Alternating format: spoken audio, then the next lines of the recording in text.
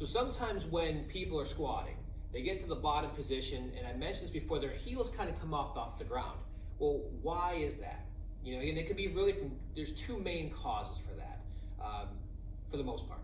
The first is actually ankle mobility. Your ankles are so stinking tight that when they get to it, they get locked up, and there's no other point. They either go up this way, or your spine has to start to collapse around that, neither of which are very good. So sometimes if you notice that you're struggling with squats and your heels are coming up, your ankles are just really tight. One little test you can do, and I would do this strictly as an assessment. I would not squat this way, but put something under your heels, something small, maybe like a small 5-pound plate, maybe a mat, like a yoga mat might be too thin, but something small.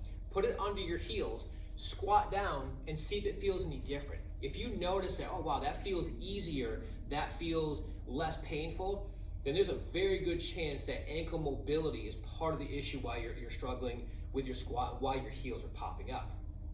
The other thing that could be contributing is something we've talked about already. It's the hip hinge. Being able to effectively get your hips and your butt back and do that throughout the entire motion. A lot of people struggle with hip hinging.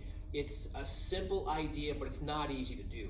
So if you're unfamiliar with that, again, the whole idea with the hip hinge is that you pivot through the hip joint when you move.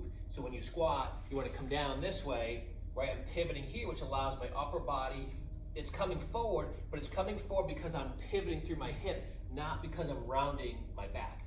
So the hip hinge is very, very important for almost all weight-bearing lower body exercises.